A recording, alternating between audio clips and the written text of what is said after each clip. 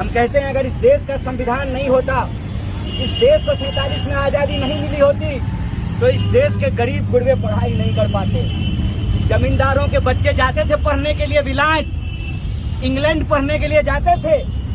आज गरीब का बच्चा भी पटना पढ़ने के लिए आता है। इसीलिए शिक्षा के इस सवाल को लेकर के कि बिहार में 3 साल की डिग्री 3 साल में क्यों नहीं मिलेगी, बताइए कहीं ऐसा होता है?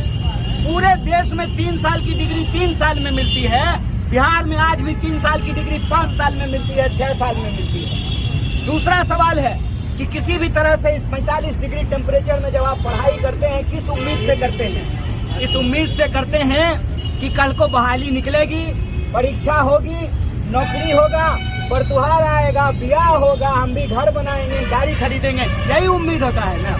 बताइए, समय पर कोई भी एग्जाम समय पे नहीं होता है, और जो एग्जाम होता है उस एग्जाम में प्रश्न पत्र लीक हो जाता है। हम कहते हैं जितना लव लेटर लीक नहीं होता, उससे ज्यादा प्रश्न पत्र जो है इस देश में लीक हो रहा है, क्वेश्चन पेपर लीक हो रहा है। एक भी बहाली ऐसा नहीं है जो पूरा हुआ हो, ठीक से पूरा हुआ हो। तो नौजवानों का भविष्य कहाँ पर है? और इंफ्रास्ट्रक्चर की हालत ये है कि जैसा कि हमारे एक साथी ने कहा कि 36% आबादी के लिए एक हॉस्टल है, और उस हॉस्टल की भी हालत ये है कि ये राजधानी है राज्य की। यहाँ की लाइब्रेरी में भी ठंडा